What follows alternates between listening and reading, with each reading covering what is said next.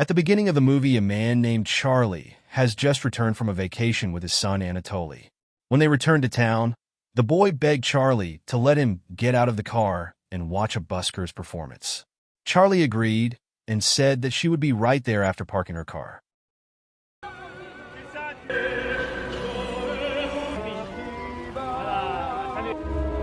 However, as she got out of the car, some masked men cornered her and started shooting at her.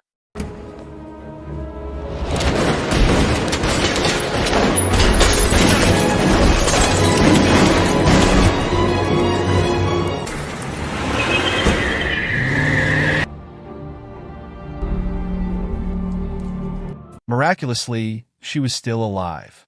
While Charlie was slowly losing consciousness, he recalled a memory from the past, where as a young man in prison, he got advice from an old mobster, nicknamed Old Timer, about living a life of crime. Old Timer warned her that there was no way out of the business once she got into it. Now, Charlie is rushed to the hospital, where the doctors struggle to remove the 22 bullets lodged in her body.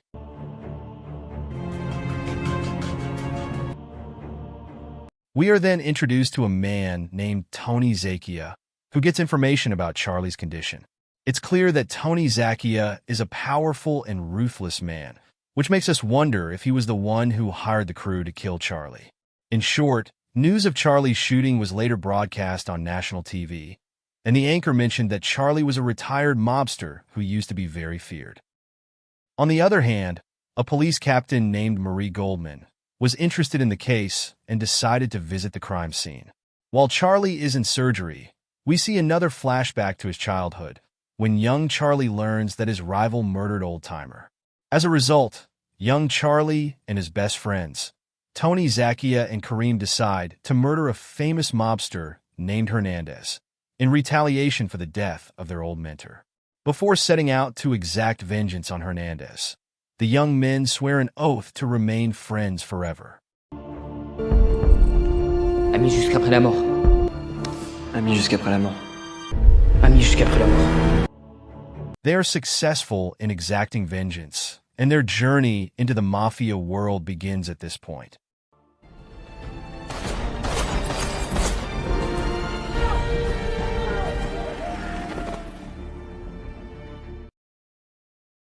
Back in the present, police captain Marie Goldman is confronted by her superior, who advises her to drop the case because Charlie is a former mobster, and the police should simply let them kill each other.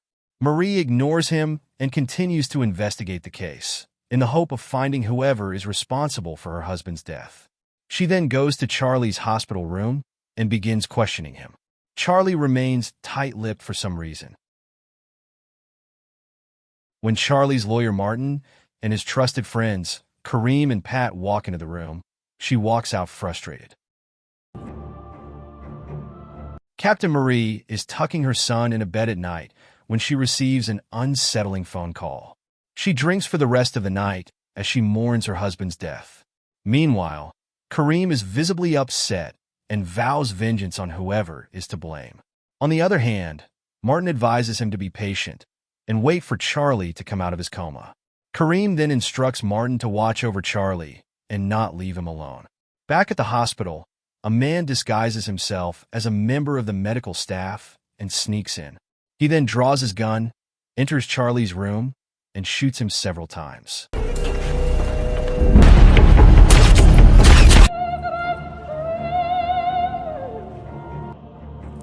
Hearing the gunshots, the hospital staff rushes to the room and discovers the dead body. The patient, however, is not Charlie, as Captain Marie had moved Charlie to a different room prior to the shooting incident. The incident prompts Captain Marie to station a surveillance team just outside the hospital the following day. Tony Zakia enters the hospital to see Charlie, and he expresses his relief that Charlie is still alive. Before leaving, he hands Charlie a greeting card, informing her that there are surveillance cameras throughout the hospital and that the police are monitoring him via ambulance in front of the hospital. Soon after, Kareem and Martin pay a visit to Charlie in the hospital and bring him with them. Marie decides to tail their car after seeing this. It isn't long before Kareem realizes they are being followed, and he begins to accelerate. He then requests assistance from a friend.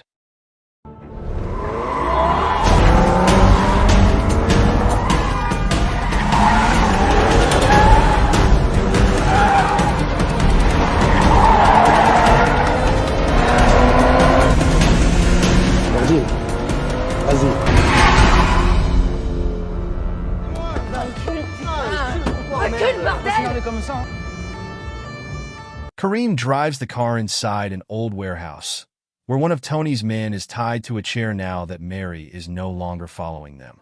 He is visibly terrified to the point of pissing in his pants. Charlie then tells him that no harm will come to him as long as he cooperates. He admits that he did not participate in the shooting, but Tony Zacchia, Charlie's best friend, did send his men after him. Furthermore, Tony wants Charlie dead because he retired and left him to run their illegal business on his own, and he is now afraid that Charlie will one day get in his way. Charlie is perplexed to learn all of this. Later, Kareem advises him to go kill Tony as soon as possible, but Charlie is conflicted because Tony is his best friend, and he recalls their childhood oath. Kareem relents, and Martin brings Charlie home, where he is warmly welcomed by his family. Kareem also returns home to his family, but when he walks out of his apartment that night, Tony's men kidnap and abduct him.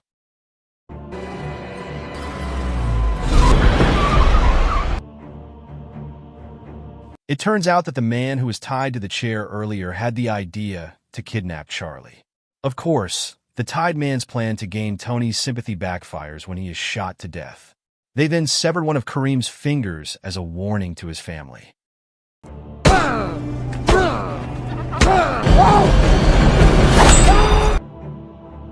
Charlie, who is just going about his business, is deeply shocked and devastated to learn of Kareem's death. He goes to the funeral and sees Kareem's family sobbing in pain.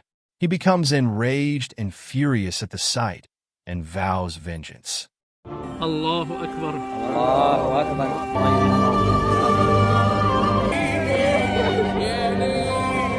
Before he begins, he requests that Pat transport his family to safety. Later that night, we see Tony's men having a festive dinner party as if they have no remorse for torturing a man to death the night before.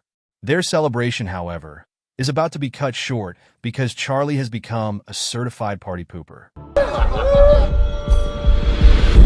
Now that the men are unarmed, Charlie gives them one last chance to say goodbye to their loved ones, and they are all killed.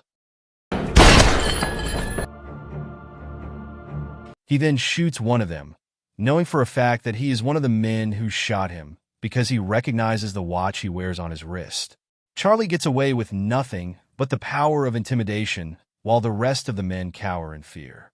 The following day, another of Tony's men is visiting the dead crew's grave when Charlie arrives and murders him.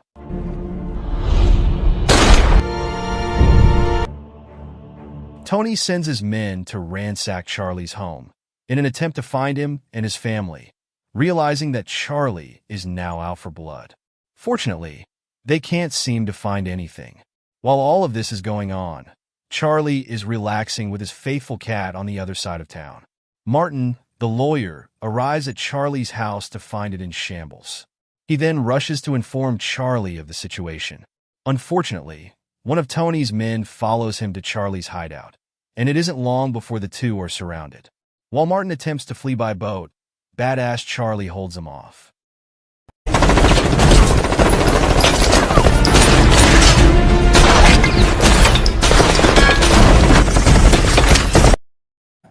However, one of Tony's men apprehends Martin and corners him. Charlie flees on his motorcycle while Tony's men pursue him.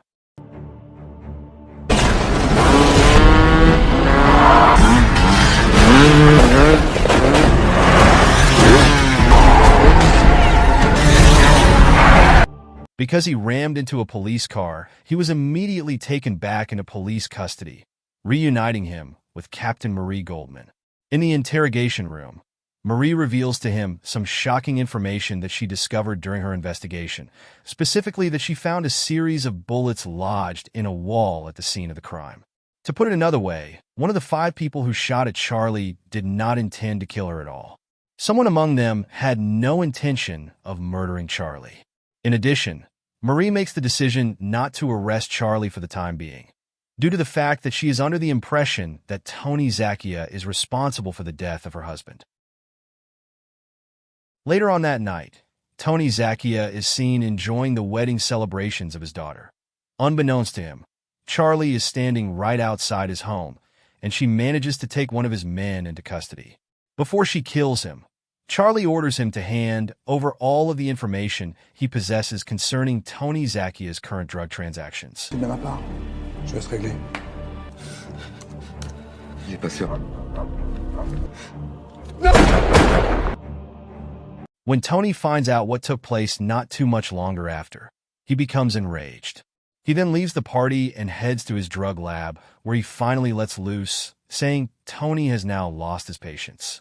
He gives orders to his thugs to seize Charlie, regardless of whether or not he is still alive.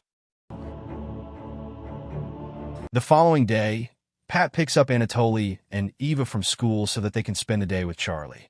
Up until the point where a van pulls up next to them, the day seems to be proceeding normally.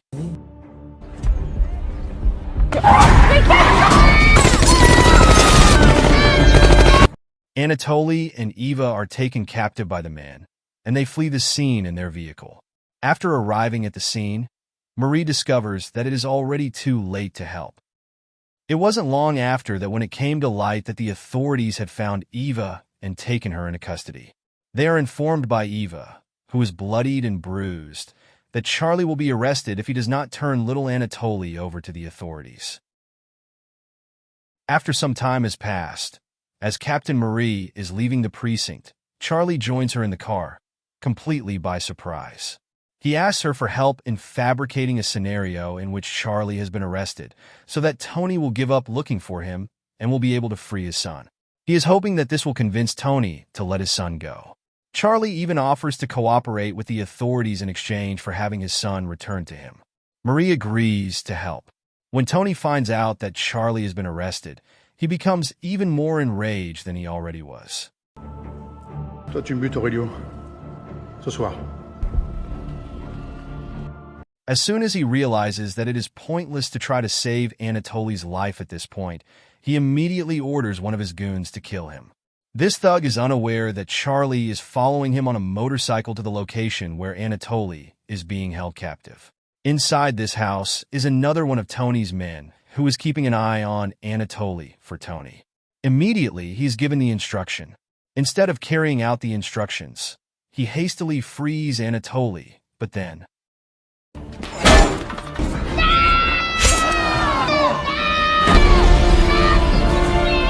Charlie is still outside. It would appear that he is caught in some kind of barbed wire and is making frantic efforts to free himself.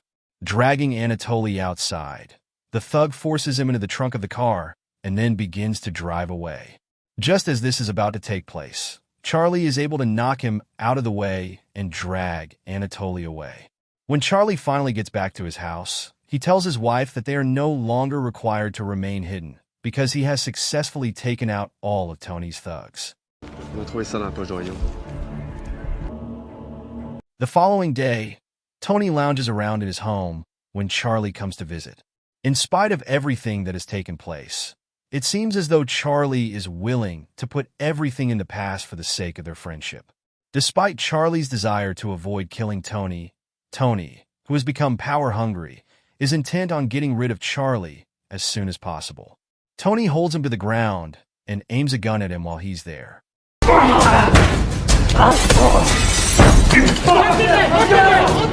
Charlie takes advantage of the moment when Tony is taken aback and gains the upper hand in their competition. Tony is taken into custody by the authorities just in the nick of time for running a drug ring.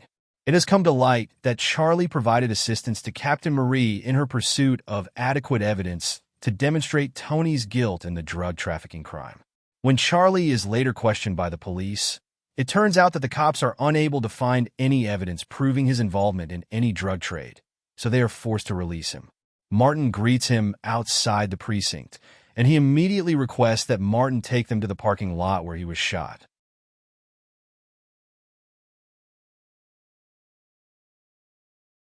When they arrive, we learn that Martin was the shooter who was aiming at the wall at the time. Charlie, feeling betrayed, points his gun at Martin. Still, Martin continues to argue his case, claiming that Tony merely ordered him to kill someone, but never specified who. He stated that he was shocked to learn that he had been assigned to kill Charlie, and that he was unable to carry it out.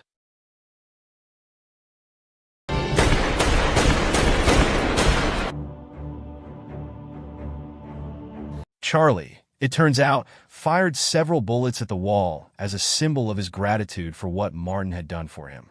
We see Charlie and his family having fun at the beach, walking off into the sunset.